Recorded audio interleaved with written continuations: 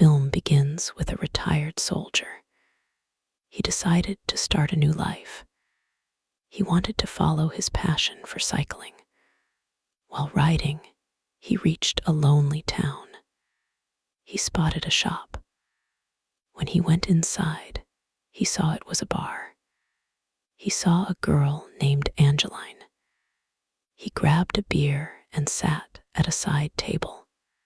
Meanwhile, two rude hunters arrived and started bothering Angeline. David couldn't watch this, so he stepped in and saved her. As the argument grew, the shop owner came over and they sent Angeline away. The hunters let her go, but they were now angry at David because he interfered. The owner didn't want trouble. So, the owner stopped the hunters and sent David away. David left on his bike while the hunters watched him leave. At night, David stopped to set up camp. But before he could rest, a strong wind broke his tent and blew it away. How will he survive the cold night? He got scared and suddenly felt someone standing behind him. He turned around and realized it was Angeline, whom he had met earlier. Angeline told him, "I am a visitor here, just like you." She took him to her camp. David was happy because he finally had a place to sleep. They started talking about their lives. Angeline said she heard a lot about this place. It's called the Shadow, and people believe strange things happen here. That is why she came to visit. David said he used to be a soldier. He dreamed of a cycling tour, which brought him here. David also told her he served in the war in Iraq for years. Hearing this, Angeline got excited. She said something similar happened here. It is said there is a mine below. During World War II, innocent people hid inside, but soldiers threw a grenade in, causing a fire. Everyone inside burned to death. The victims included women, children, and the elderly. People believe their souls are trapped here. That is why this place is called the Shadow. Angeline added, "I heard that anyone who comes here never returns. I came to find the truth." This story scared David. He was afraid of such things. Angeline comforted him, and they fell asleep. In the morning, David woke up and saw Angeline was gone.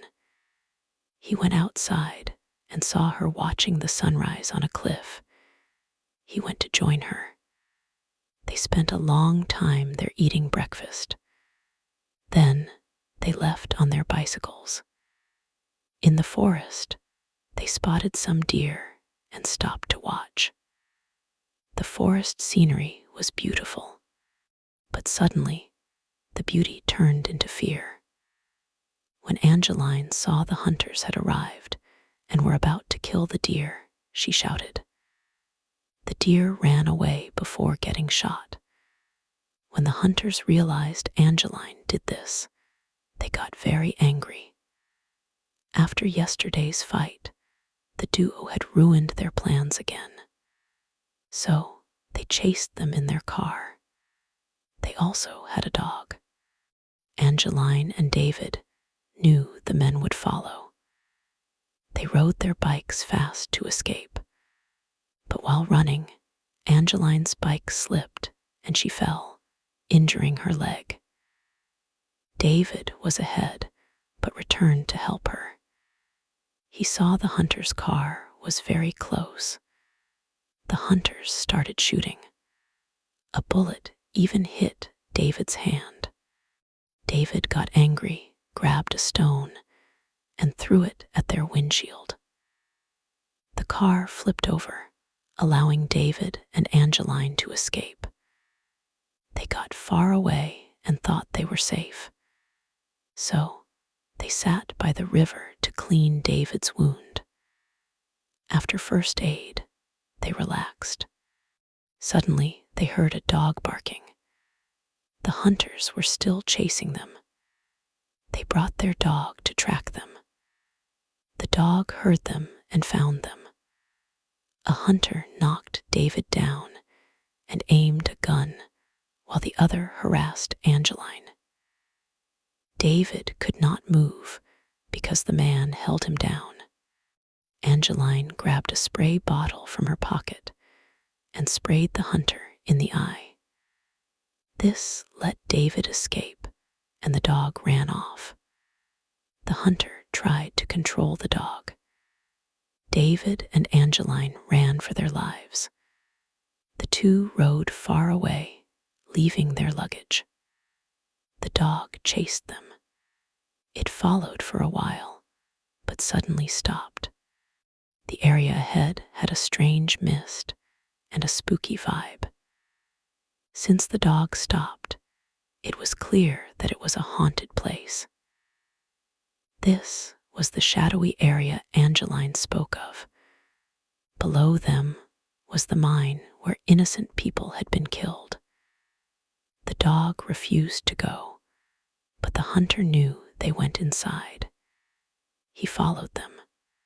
The hunters couldn't find David and Angeline, and after a while, they split up to search. But things were strange.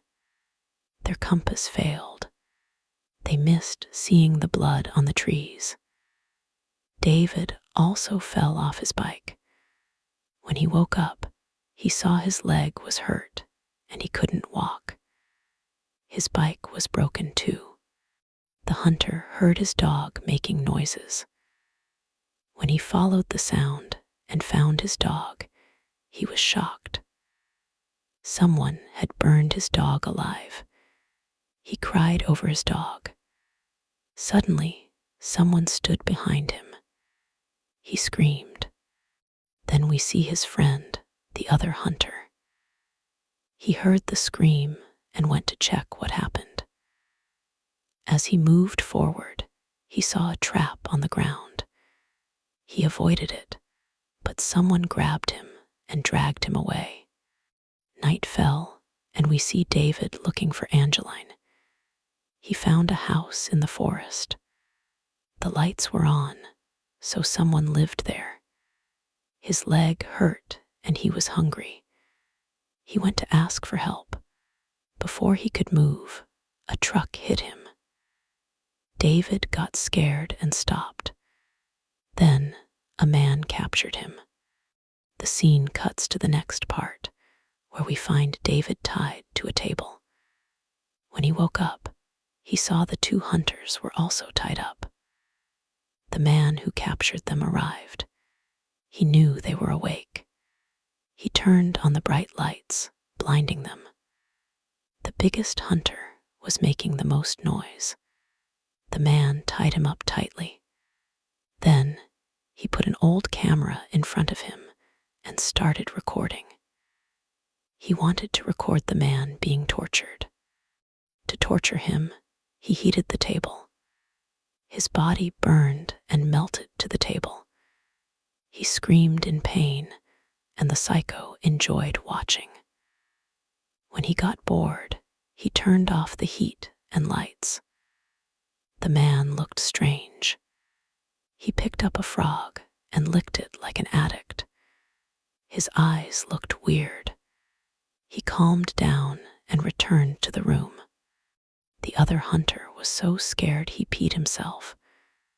The man enjoyed the fear, so he left him and went to David. David stared at him. This made the man angry. He grabbed David and cut off his eyelid. Blood sprayed out, and he couldn't close his eye. He was in pain. This man loved watching him suffer. We now see the place. It had many objects and photos. It looked like an old Nazi lab where they experimented on children. This man was likely one of those children. To get revenge for what happened, he did the same to others. He went into a room with skeletons. One skeleton was missing an eyelid and part of the skull.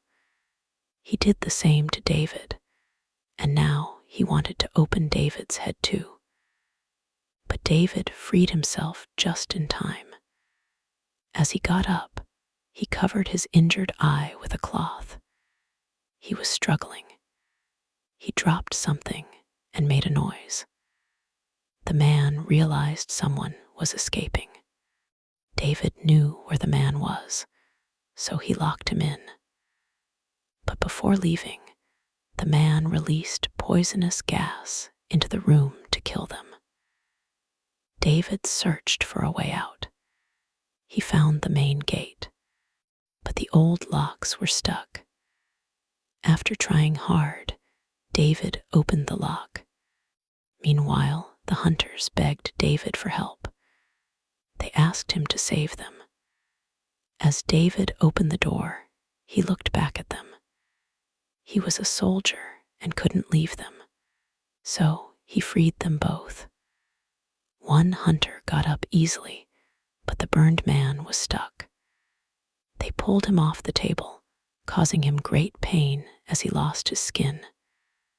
Finally, they escaped the house. As the three of them ran away, David heard Angeline scream. He went to save her, but the burned man got caught in a trap and fell. His friend didn't help, but told him to go to hell. "I am saving myself." He ran, but stepped in another trap. Large nails pierced his foot, causing great pain. The burned hunter near the tree was still there. The killer arrived in his vehicle. When the man saw the hunter, he ran him over. The other trapped man was screaming. The killer got out. He grabbed a strange knife and approached him, cutting his head off with one blow. He started looking for David. David went back inside to save Angeline. He saw an advanced lab. He realized the Nazis did many experiments. He entered a room with a projector. He saw the man had tortured people for a long time, filming them just like the hunter. He was watching when a door closed behind him. The man was there. David tried to escape and found where the man kept Angeline. He entered and saw many people dead and burned. All the bodies were dressed and arranged like they were alive. The man was clearly a psycho. David found Angeline's locket. He wondered where she was when he saw the man. Before the man could attack, David struck first. He stabbed him with a knife attached to a gun and ran away. However, we saw the man's eyes open. He was still alive. David, climbing the stairs, followed Angeline's voice. The man grabbed him with a hook, knocking him out. When David woke up, the scene had changed.